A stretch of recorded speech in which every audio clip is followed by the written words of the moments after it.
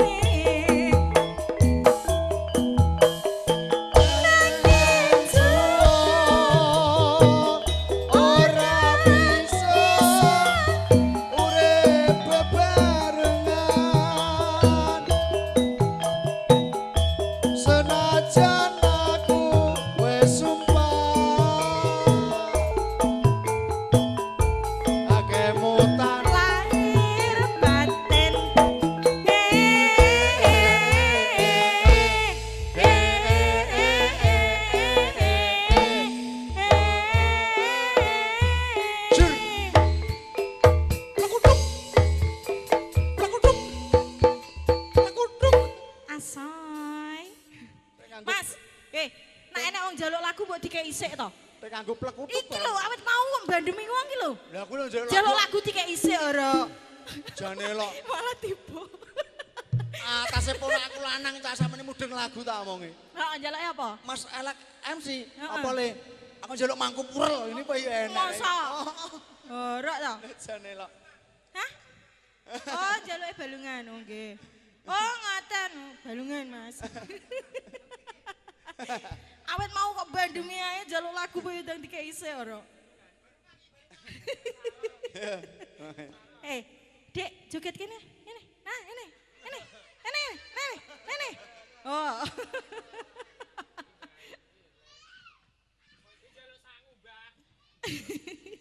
Njaluk sangu nggih nyawer Mbah Kakung. Ah, ngaten lho.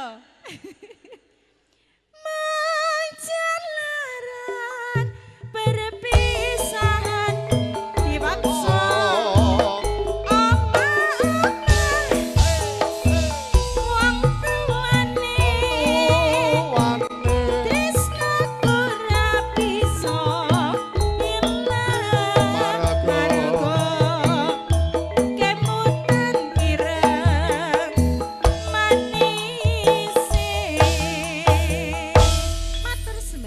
Matur suwun Mbak Windy kepareng